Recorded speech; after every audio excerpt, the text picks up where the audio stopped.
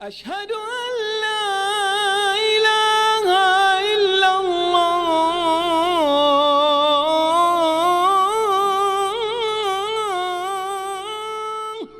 بسم الله الرحمن الرحيم. الحمد لله رب العالمين،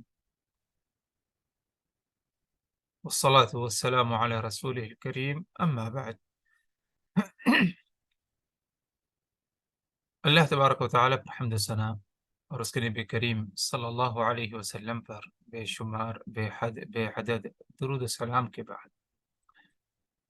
آج کی اس ملاقات میں ہماری گفتگو جس موضوع پر ہوگی وہ اس طرح ہے: باب ما جاء فی السحر. سحر یعنی جادو سے متعلق کیا کچھ وعید اور کیا کچھ جادو کی مذمت بیان کی گئی ہے نصوص میں، یعنی ان آیات یا چند آیات اور چند احادیث یا چند نصوص، بعض نصوص کا ذکر جن میں سحر یعنی جادو، اس کی مذمت اور اسی طرح جادو کتنا زیادہ نقصان دہ ہے انسان کے دین کے لیے، اسے کیا ہے بیان کیا جائے گا۔ عام طور پر اگر دیکھا جائے، یعنی عمومی طور پر، جادو ایک بہت ہی مذموم اور برا عمل ہے۔ جادو میں خیر کا پہلو نہیں پایا جاتا۔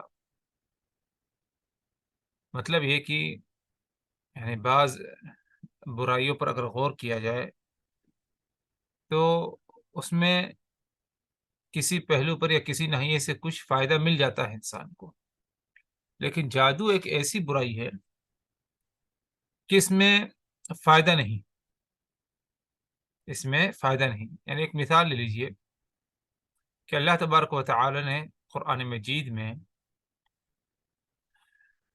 خمر یعنی شراب کے بارے میں کیا فرمایا؟ وَإِثْمُهُمَا أَكْبَرُ مِن نَفْعِهِمَا، کہ نفع سے زیادہ شراب میں نقصان ہے اور گناہ ہے۔ تو شراب میں نفع ہے، انسان یعنی شراب کی تجارت کرے، حالانکہ ناجائز ہے، حرام ہے، لیکن اگر کوئی انسان شراب کی تجارت کرتا ہے، خرید و فروخت، تو اس کو فائدہ تو ملتا ہے، یہ اس کے لیے نفع ہے، اور بھی کچھ دوسرے جو ہے منفعات پائی جائے گی۔ لیکن جادو ایک ایسی برائی اور ایک ایسا گناہ ہے کہ اس میں کیا ہے، بالکل فائدہ نہیں، بلکہ نقصان ہی نقصان ہے۔ مؤلف رحمہ اللہ نے ادھر جادو کا ذکر کیوں کیا؟ کیونکہ جادو کا جو معاملہ ہے وہ توحید کے منافی ہے، یعنی توحید کے برعکس معاملہ ہے، اور جادو میں شرک پایا جاتا ہے، اور توحید میں شرک نہیں بلکہ وہ خالص ایک اللہ کی عبادت کا معاملہ ہے۔ تو اسی لیے جہاں توحید کے مسائل کا ذکر ہوتا ہے، شرک کی اقسام کا ذکر ہوتا ہے، تو ادھر جادو کے بارے میں بھی ذکر کرنا کیا ہے، ضروری ہوتا ہے، تاکہ لوگ جادو کا ارتکاب نہ کریں، سحر سے اپنے آپ کو روک کے رکھیں، کیونکہ یہ توحید کے منافی کیا ہے، عمل ہے۔ اور یہی کیا یعنی منافی عمل ہے کہ جادوگر جادو اس وقت تک نہیں کر سکتا، جادوگر جادو اس وقت تک نہیں کر سکتا جب تک کہ دو چیزیں اس کے اندر نہ پائی جائیں، چاہے چھوٹا جادوگر ہو، بڑا سے بڑا ماہر جادوگر ہو۔ تو ساحر یعنی جادوگر شخص سحر جادو اس وقت تک نہیں کر سکے گا جب تک کہ اس کے اندر دو چیزیں نہ پائی جائیں۔ یہ دو عمل کا ارتکاب کرنا اسے لازمی ہے، تب جا کر کے وہ سحر اور جادو کر سکے گا۔ اگر دونوں میں سے کوئی ایک نہیں ہے تو وہ جادو میں کامیاب نہیں ہوگا۔ نمبر ایک، کتاب اللہ کی توہین۔ پہلا عمل کیا کرنا ہوگا جادوگر کو؟ کتاب اللہ یعنی قرآن مجید کی اہانت۔ اور قرآن مجید کی اہانت کیا ہے؟ اس کے کئی قسمیں پائی جاتی ہیں۔ قرآن مجید کی اہانت یہ ہے کہ بندہ قرآنی تعلیمات کو نہ مانے اور اس کا انکار کر جائے یا جانتے ہوئے بھی اس پر عمل نہ کرے، تو یہ قرآن مجید کی اہانت ہی میں آتا ہے۔ اسی لیے جادوگر جب جادو کے معاملے میں آتا ہے، جادو کرنا چاہتا ہے، سحر کا ارتکاب کرنا چاہتا ہے، تو سب سے پہلا عمل وہ قرآن مجید کی اہانت کرتا ہے، قرآن مجید کو ترک کر دیتا ہے۔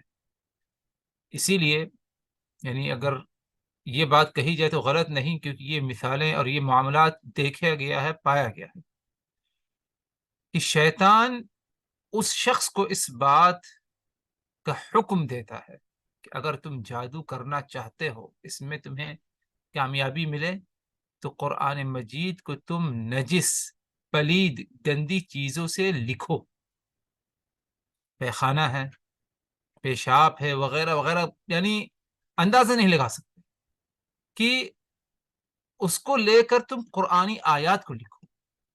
یعنی اس قدر تک شیطان یعنی اس شخص کو لے آتا ہے، ابھارتا ہے، اس مرتبے پر اتارتا ہے جو جادو کرنا چاہتا ہے۔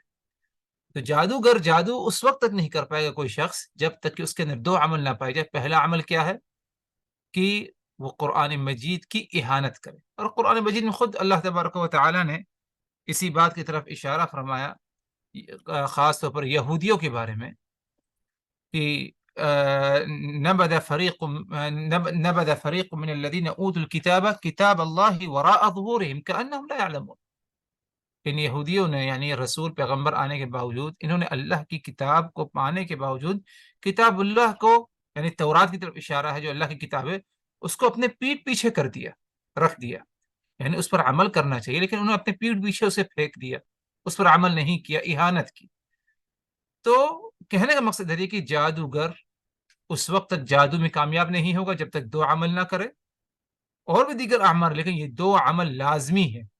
پہلا عمل کیا ہے کہ قرآن مجید، اللہ تبارک و تعالیٰ کی کتاب کے ساتھ اہانت، اس کی توہین کرنا، اس پر عمل نہ کرنا، اس کو پھاڑنا، پھینکنا، اپنے قدموں کے نیچے رکھنا، اسے جلا ڈالنا اہانت کی نیت سے، اہانت کی نیت سے، یا قرآن مجید میں تحریف کرنا، قرآن مجید کی آیات کو لے کر پلید، گندی، نجس چیزیں، ناپاک چیزوں سے جو ہے اسے لکھنا، تحریر میں یعنی لکھا جائے، یہ سب جو ہے شیطان کرواتا ہے اس شخص سے جو جادو کرنا چاہتا ہے۔ ایک دوسرا عمل جو ہر اس شخص کو کرنا ہوتا ہے جو سحر، جادو کا ارتکاب کرنا چاہتا ہے اور جادو کرنا چاہتا ہے، وہ یہ کہ وہ مکمل طور پر شیطان کی اطاعت فرما برداری کرتا ہے، مکمل طور پر اسے شیطان کی اطاعت فرما برداری۔ جس طرح ایک ایمان والے کو یہ تعلیم دی گئی اور یہ تربیت دی گئی، اس کی رہنمائی کی گئی کہ تم اللہ کے سپرد ہو، یعنی اسلام، استسلام، تم اپنے آپ کو اسلام کے حوالے کرو، اسلام جیسے کہے ویسے تم کو کرنا ہے، جہاں موڑے تمہیں اسلام، تم کو ادھر مڑ جانا۔ یعنی یہ معاملہ انسان کے ایک کلمہ گو کا اللہ تبارک و تعالیٰ کے ساتھ اور دین اسلام کے ساتھ ہوتا ہے۔ یہی اگر دیکھا جائے تو وہ شخص جو جادو کرنا چاہتا ہے، ساحر شخص، جادوگر، وہ اپنے آپ کو شیطان کے حوالے کر دیا، شیطان جیسا کہے گا ویسے ہی وہ کرے گا، جس طرف موڑے گا اسی طرف کیا ہے وہ مڑ جائے گا۔ تو بجائے اس کی کہ اللہ تبارک و تعالیٰ کی اطاعت، اللہ تبارک و تعالیٰ کی فرما برداری کرے، اللہ کی باتوں کو مانے، انسان شیطان کی فرما برداری، شیطان کو ماننے لگا، تو اس نے شرک کا ارتکاب کیا۔ اور ظاہر سی بات ہے جب جادو کرتا ہے شخص تو اس میں غیب کا بھی دعویٰ کرتا ہے، اور غیب کی باتیں اللہ کے سوا کسی اور کو نہیں معلوم۔ تو کہنے کا مقصد ادھر یہ تھا کہ مؤلف رحمہ اللہ شیخ الاسلام محمد ابن عبد الوہاب نے ادھر سحر یعنی جادو سے متعلق جو باتیں بیان کی یا اس کی مذمت کے لیے جن نصوص کا ذکر کیا، اس کی وجہ یہی ہے کہ جادو شرک ہی کے زمرے میں آتا ہے۔ اسی لیے جادوگر کا حکم کیا ہے، یعنی اس کی یعنی قباحت دیکھیے، کتنا زیادہ قبیح اور بدترین قسم کا یہ گناہ ہے۔ کبیرہ گناہ ہے، کبیرہ گناہوں میں بھی سب سے یعنی خطرناک گناہ شرک کے بعد، جیسے کہ آگے بات آنے والی ہے، جو شخص جادو کا ارتکاب کرتا ہے، ساحر شخص، جمہور اہل علم کا کہنا یہ ہے کہ فوری طور پر اسے کیا ہے، قتل کر دیا جائے۔ جادوگر، ساحر شخص، اس کے بارے میں جمہور اہل علم کا یہ کہنا ہے کہ اسے فوری طور پر کیا ہے، قتل کر دیا جائے، کیونکہ وہ مرتد ہو چکا ہے، دین اسلام سے خارج ہو چکا ہے، تو اسی لیے کیا ہے، اسے کیا ہے، قتل کر دیا جائے۔ اگر وہ مسلمان تھا تو اس کا یہ قتل کرنا یعنی ردت ہوگی، یعنی ردت کا ارتکاب ہوا اس لیے، اور اگر وہ خود جو ہے یعنی اگر وہ مسلمان نہیں بلکہ کافر ہی ہے، ہندو ہے، کوئی اور مذہب کا ہے، لیکن پہلے سے وہ کافر ہے، اوپر سے جادو کا ارتکاب کر رہا ہے، تو ایسے شخص کو بھی قتل کیا جائے، سزا کے طور پر تعزیراً اس کا کیا ہے، قتل ہونا چاہیے۔ بلکہ یعنی بعض گناہ ایسے ہیں جیسے کہ اگر انسان مرتد ہو جاتا ہے، یعنی اللہ کے رسول والعیاذ باللہ اللہ کے رسول کی نبوت کا انکار کرتا ہے، یا قرآن اللہ تبارک و تعالیٰ کی کتاب ہے اس کا انکار کر دیتا ہے، نہیں مانتا، تو جو رہنمائی ملتی ہے، تعلیم ملتی ہے کہ پہلے اس سے توبہ کرایا جائے۔ بے نمازی ہے، نماز کے پابند نہیں، تو اسے کیا ہے، قتل کرنے سے پہلے یا مارنے سے پہلے یا سزا نافذ کرنے سے پہلے اسے کیا ہے، توبہ کرائی جائے، دعوت دی جائے، اصلاح کرے۔ لیکن جادوگر کو توبہ نہیں کرائی جائے، اس کو یہ نہیں کہا جائے گا کہ جو ہے تم توبہ کر لو ورنہ تمہارا قتل کر دیا جائے گا، نہ، فوری طور پر پہلی فرصت میں جیسے ہی معلوم پڑے حاکم وقت کو کہ ہاں فلاں نے جادو کا ارتکاب کیا ہے، سحر کا ارتکاب کیا ہے، اسے بغیر توبہ کرائے کیا ہے، قتل کر دیا جائے۔ اور اگر اس نے توبہ کر بھی لی ہے تو وہ اس کا اور اللہ کے درمیان کا معاملہ ہے، اللہ غفور رحیم ہے، ضرور کیا ہے، معاف کر سکتا ہے، کیونکہ ان اللہ یغفر الذنوب جمیعا، اللہ تبارک و تعالی تمام گناہوں کو معاف فرماتا ہے، جس میں شرک یعنی شرک بھی ہے اور جادو بھی اس کی قسم ہے۔ اگر اس نے توبہ کر لی، توبہ کا اعلان کیا نہیں کیا، لیکن اگر اس نے توبہ کر لی تو یہ اس کا اور اللہ کے درمیان کا معاملہ ہے، لیکن اسے ہر حال میں کیا ہے، قتل کر دیا جائے، اس کی توبہ کا جو ہے ادھر کوئی اعتبار نہیں ہوگا، کیونکہ اس کا یعنی سحر کا جو نقصان ہے وہ بہت ہی زیادہ نقصان ہے، اس میں جو ہے کوئی فائدہ نہیں پایا جاتا ہے۔ تو کہنا ادھر یہ تھا کہ ساحر شخص، جادوگر شخص، وہ کافر ہے، اور اسی طرح جو ہے اس کی جو سزا ہے وہ یہ کہ اس کا کیا ہے، قتل کر دیا جائے، جیسے کہ آگے اس سلسلے میں جو ہے چند نصوص آنے والے ہیں۔ جادو کی مذمت میں اگر دیکھا جائے تو سب سے پہلا نص یعنی آیت کریمہ شیخ الاسلام مجدد محمد ابن عبد الوہاب نے جسے نقل کیا ہے، وہ قرآن مجید کی آیت سورہ البقرہ کی، کہ اللہ تبارک و تعالی نے فرمایا وَلَقَدْ عَلِمُوا لَمَنِ اشْتَرَاهُ مَا لَهُ فِي الْآخِرَةِ مِنْ خَلَاقٍ، ان کو یہ معلوم ہونا چاہیے اور یہ معلوم تھا انہیں کہ جنہوں نے یعنی یہودیوں کی طرف اشارہ ہے، کیونکہ یہودیوں نے کیا کہا تھا کہ سلیمان نبی رسول نہیں ہے، بلکہ سلیمان جو باتیں کہتے ہیں اور اسی طرح سلیمان جو حکومت چلاتے ہیں سب جادو کی بنیاد پر جادوگر ہے۔ ادھر ایک بات اور بتا دی جائے آپ حضرات کو، یہود ایک ایسی قوم ہے جو آج تک یعنی اپنے زمانے سے لے کر جب یہود پائے گئے اس وقت سے لے کر آج تک سب سے زیادہ اس گناہ اور اس برائی کا ارتکاب کرنے والے، جادو کا ارتکاب سب سے زیادہ کن کے یہاں پایا جاتا ہے؟ قوم یہود۔ موسیٰ علیہ السلام کو جب اللہ تبارک و تعالی نے عصا سے نوازا، کی جو لاٹھی تھی موسیٰ علیہ السلام کی، اور فرعون کے سامنے جب گئے تو فرعون نے جو ہے بازی لگائی اور چیلنج کیا موسیٰ سے، تو اس وقت بعض مفسرین کہتے ہیں کہ فرعون یعنی یہود تھے وہ سب، اس وقت یعنی موسیٰ علیہ السلام کا مقابلہ کرنے کے لیے، کس کا؟ صرف ایک فرد کا، موسیٰ علیہ السلام کا مقابلہ کرنے کے لیے فرعون نے 30,000 جادوگر کو دعوت دی تھی، 1 2 10 15 20 10 نہیں، 100 نہیں، 200 نہیں، 1000 نہیں، کتنا؟ مفسرین کہتے ہیں تقریباً 30,000، کم از کم اس سے زیادہ ہی تھے، 30,000 سے زیادہ جادوگروں کو اس نے کیا ہے حکم دیا کہ آؤ اور موسیٰ کا کیا ہے مقابلہ کیا جائے، موسیٰ کے جادو کا مقابلہ کیا جائے۔ حالانکہ موسیٰ علیہ السلام کا جادو وہ جادو نہیں تھا، وہ تو ایک معجزہ تھا اللہ تبارک و تعالیٰ کی طرف سے۔ تو اس وقت یعنی فرعون نے 30,000 یعنی جادوگر موسیٰ علیہ السلام کا مقابلہ کرنے کے لیے آئے۔ اس سے اندازہ لگایا جا سکتا ہے کہ قوم یہود کتنا زیادہ یعنی جادو میں ان کو کیا ہے مہارت ہے، اور بہت ہی یعنی معاملہ ان کے درمیان کیا جادو کا بہت آگے بڑھ چکا ہے۔ تو یہ ایک یعنی ضمن جو ہے بات میں نے بتانا چاہا کہ تمام اقواموں میں سب سے زیادہ جادو جو پایا جاتا ہے وہ قوم یہود کے درمیان، اس لیے قرآن مجید میں یعنی جہاں پر جادو کی مذمت آئی ہے تو ادھر عموماً کیا ہے یہود کی طرف اشارہ بھی ہوا ہے، جیسے کہ اس آیت کریمہ میں کہ اللہ تبارک و تعالی فرمایا کہ وَلَقَدْ عَلِمُوا لَمَنِ اشْتَرَاهُ مَا لَهُ فِي الْآخِرَةِ مِنْ خَلَاقٍ۔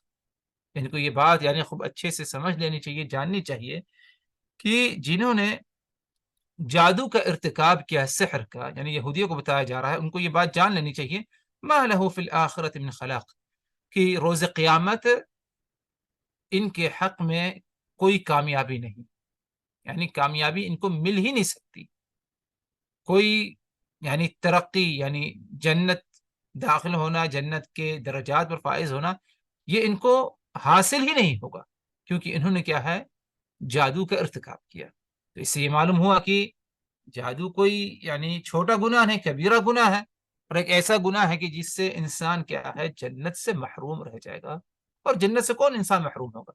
جس نے شرک کا ارتکاب کیا اور کفر کا اس نے کیا ہے ارتکاب کیا ہے۔ آگے ایک اور بات بتا دیں آپ حضرات کو کہ جادو کا معاملہ ایسا ہے محترم حضرات کہ تمام انبیاء کرام یعنی صرف دین اسلام آخری نبی محمد رسول اللہ صلی اللہ علیہ وسلم نے اس کی حرمت بیان نہیں کی اس دین اسلام میں، بلکہ جتنے انبیاء کرام گزرے ہیں آپ صلی اللہ علیہ وسلم سے، چاہے وہ عیسیٰ علیہ السلام ہو، موسیٰ علیہ السلام ہو، داؤد ہو، سلیمان ہو، تمام انبیاء کرام نے جادو کی مذمت اور جادو کی قباحت کیا ہے بتائی ہے، کیونکہ کبھی بھی یعنی جادوگر کامیاب نہیں ہو سکتا، اس میں کوئی خیر بھلائی نہیں، اسی لیے ہمیشہ جادو حرام ہے اور ہمیشہ حرام رہے گا، کبھی یہ جائز نہیں ہو سکتا۔ اور جیسے کہ آیت گزری ہے کہ ما لہ فی الآخرۃ من خلاق، کی یوم آخرت کوئی کامیابی انہیں نہیں ملی۔ اسی مفہوم میں اللہ کے رسول صلی اللہ علیہ وسلم نے بھی ایک بات فرمائی کہ بلکہ اللہ تبارک و تعالی نے فرمایا ایک دوسرے مقام پر وَلَا يُفْلِحُ السَّاحِرُ حَيْثُ أَتَى، کسی بھی قسم کا جادو کر جائے، کسی بھی ناحیے سے جادو کرے، لیکن کبھی وَلَا يُفْلِحُ السَّاحِرُ، جادوگر کبھی اپنے جادو میں کیا ہے کامیاب نہیں ہو سکتا، یعنی وہ ہمیشہ محروم رہے گا، دنیاوی بھلائیوں سے محروم رہے گا، اور یوم آخرت کے دن جو بھلائیاں اور کامیابیاں اللہ تبارک و تعالی رکھی ہیں وہ اس سے بھی کیا ہے محروم رہے گا۔ آگے مؤلف رحمہ اللہ نے ایک دوسری آیت کا ذکر فرمایا، نقل کیا، وہ یہ یؤمنون بالجبت والطاغوت، یہ یہود ایمان رکھتے ہیں، یقین رکھتے ہیں کس پر؟ جبت اور طاغوت پر۔ دو چیزیں ہیں، ایک ہے جبت اور دوسری چیز کیا ہے؟ طاغوت۔ تو یہودیوں کی صفت میں سے ایک اہم صفت یہ ہے کہ وہ جبت پر بھی ایمان رکھتے ہیں اور طاغوت پر بھی ایمان رکھتے ہیں۔ جبت کسے کہتے ہیں، طاغوت کسے کہتے ہیں؟ مؤلف رحمہ اللہ نے حضرت عمر ابن خطاب کے قول کو نقل کیا اور فرمایا کہ حضرت عمر ابن خطاب فرماتے ہیں جبت سے مراد سحر ہے یعنی جادو، اور طاغوت سے مراد شیطان ہے۔ تو یہ یہود سحر پر یقین رکھتے ہیں، مانتے ہیں، اور اسی طرح شیطان سے یہ مدد طلب کرتے ہیں۔ اور ادھر جو عمر ابن خطاب نے جبت کی جو تفسیر بیان کی یہ کہ جبت سے مراد جادو ہے اور طاغوت سے مراد شیطان ہے، اس کی اور بھی مختلف تفاسیر پائے جاتے ہیں، یا یوں سمجھیے جبت اور طاغوت یہ دونوں لفظ ایسے ہیں کہ ان کے کئی معنی کیا ہے پائے جاتے ہیں، جن میں سے ایک معنی جبت کا کیا ہے جادو ہے، اور ایک معنی طاغوت کا کیا ہے شیطان ہے۔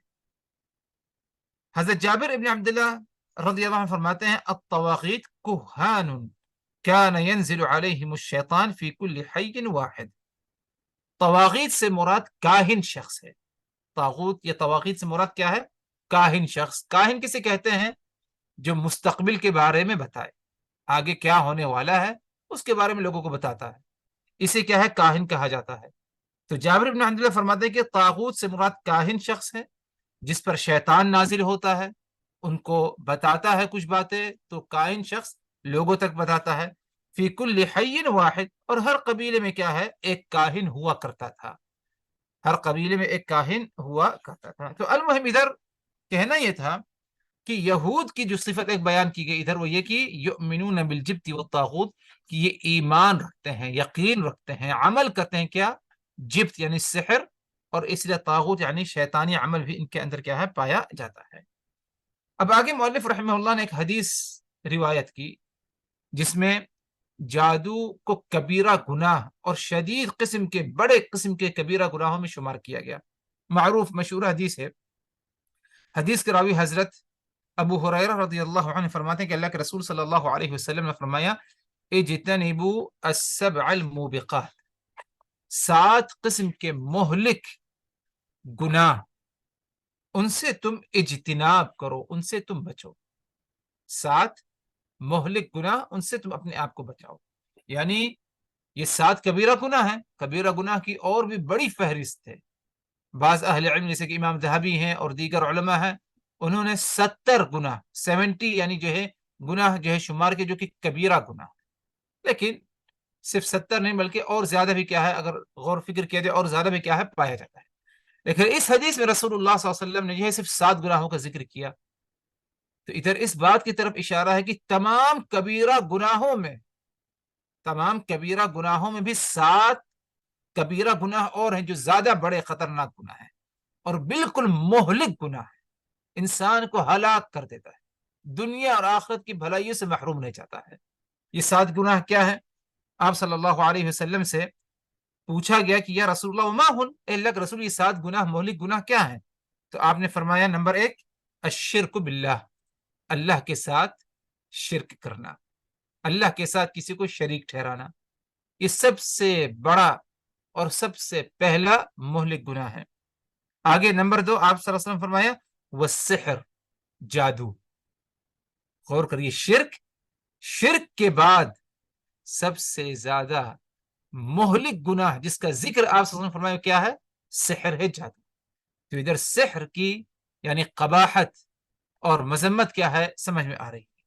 آگے آپ صلی اللہ علیہ وسلم نے باقی گناہوں کا ذکر کیا، اختصاراً جو ہے اس کی طرف اشارہ کر دیا جائے. فرمایا آپ صلی اللہ علیہ وسلم نمبر 3 قتل النفس التي حرم اللہ الا بالحق، کسی نفس کا، کسی جان کا ناحق کیا ہے؟ قتل کرنا. ناحق قتل یعنی خون کا بدلہ خون نہیں ہے ادھر، یا کوئی شخص یعنی اگرچہ وہ غیر مسلم ہے مثال کے طور پر، لیکن وہ اسلامی ملک میں حاکم وقت کی اجازت سے داخل ہوا ہے، یعنی اس کا کوئی گناہ نہیں ہے. تو اس قسم کے لوگ جن کا قتل اگر انسان کرتا ہے تو ناحق قتل قرار دیا جاتا ہے. تو یہ بھی کیا ہے؟ یعنی 7 مہلک گناہوں میں سے ایک گناہ ہے. آگے فرمائے آپ صلی اللہ علیہ وسلم نمبر 4 وَأَكْلُ الرِّبَا، سود کھانا. نمبر 5 وَأَكْلُ مَالِ الْيَتِيمِ، یتیم کے مال کو کھانا. نمبر 6 وَالتَّوَلِّي يَوْمَ الزَّحْفِ، میدان جنگ میں کفار سے مقابلہ کرنے کے بجائے پیٹ پھیر کر کیا ہے؟ بھاگ جانا، ان کے ڈر سے، مقابلے کے ڈر سے. مقابلہ کرنا چلے کہ میدان جنگ میں تم بھاگ نکلے. تو یہ بھی 7 مہلک گناہوں میں سے ایک گناہ ہے. نمبر 7 اور آخری آپ صلی اللہ علیہ وسلم فرمایا وقذف المحصنات الغافلات المؤمنات، بھولی بھالی شریف ایمان والی عورتیں، پاک دامن عورتیں، ان پر کیا ہے؟ تہمت لگانا کہ ہاں اس نے جو ہے زنا کا ارتکاب کیا، برائی کا ارتکاب کیا، حالانکہ وہ ایمان والی عورت ہے. بھولی بھالی عورتیں ہیں جن کی شرافت کے بارے میں لوگ سمجھتے ہیں، جانتے ہیں، کوئی ثبوت تمہارے پاس نہیں. تو اس قسم کی عورتوں پر تہمت لگانا برائی کا، یہ بھی 7 مہلک گناہوں میں سے ایک گناہ ہے. تو یہ 7 گناہوں میں سے آپ صلی اللہ علیہ وسلم نے ایک گناہ جس کا جو ذکر کیا وہ کیا ہے؟ جادو. تو سحر ایک ایسا گناہ کہ مہلک گناہوں میں سے ایک گناہ جس کو آپ صلی اللہ علیہ وسلم نے شمار کیا۔ آگے حضرت جندب رضی اللہ عنہ سے جو ہے ایک حدیث مروی ہے، اس حدیث کے معاملے میں اختلاف ہے کہ یہ مرفوعاً ہے یا موقوفاً۔ مرفوعاً یعنی یا کیا یہ حدیث یعنی جو حضرت جندب سے جو مروی ہے کی کیا یہ اللہ کے رسول کا فرمان ہے یا کہ صحابی کا فرمان؟ لیکن صحیح حدیث ہے، وہ کیا ہے؟ حد الساحر ضربۃ بالسیف، جادوگر کی سزا یہ ہے ضربۃ بالسیف کہ اسے ایک ہی دفعہ ایسے انداز سے تلوار مار دی جائے کہ اس کی گردن کیا ہے الگ ہو جائے، یعنی اس کی گردن پر تلوار ماری جائے ایک ہی دفعہ اتنی ایسے طریقے سے مار دی جائے کہ اس کی گردن الگ ہو جائے۔ یہ حضرت جندب رضی اللہ عنہ نے فرمایا، جیسے کہ جامع ترمذی کی روایت ہے۔ مسند احمد کی روایت ہے اور صحیح بخاری میں اس روایت کا کچھ حصہ موجود ہے۔ فرماتے ہیں حضرت بجالہ ابن عبدہ کی حضرت عمر ابن الخطاب نے اپنے زمانے خلافت میں یہ پیغام لکھا، یعنی جہاں جہاں گورنر تھے عمر ابن الخطاب کی طرف سے مسلم علاقوں میں جو فتح کیا تھا، انہوں نے کیا پیغام پہنچایا کہ ان اقتلوا کل ساحر و ساحرہ، کہ ہر جادوگر مرد اور ہر جادوگر عورت کا تم کیا ہے قتل کر دو، یعنی اس کی گردن کیا ہے مار دی جائے۔ فرماتے ہیں حضرت بجالہ فقتلنا 3 سواحر، تو ہم نے 3 جادوگروں کا کیا ہے قتل کیا حضرت عمر کے حکم کے بعد۔ اسی طرح حضرت حفصہ بنت عمر رضی اللہ عنہ سے مروی ہے کہ انہوں نے اپنی ایک لونڈی تھی، اس کا قتل کرنے کا حکم دیا کیونکہ اس نے حضرت حفصہ پر کیا ہے جادو کیا، تو اس کا قتل کر دیا گیا۔ اور اسی طرح جو ہے حضرت جندب رضی اللہ عنہ سے اور بھی جو ہے کچھ روایت پائی جاتی ہیں، اور احمد ابن حنبل یعنی امام احمد ابن حنبل فرماتے ہیں کہ جادوگر کا قتل کرنا یعنی بطور سزا یہ 3 اصحاب رسول صلی اللہ علیہ وسلم سے کیا ہے یہ بات مروی ہے اور ثابت ہے۔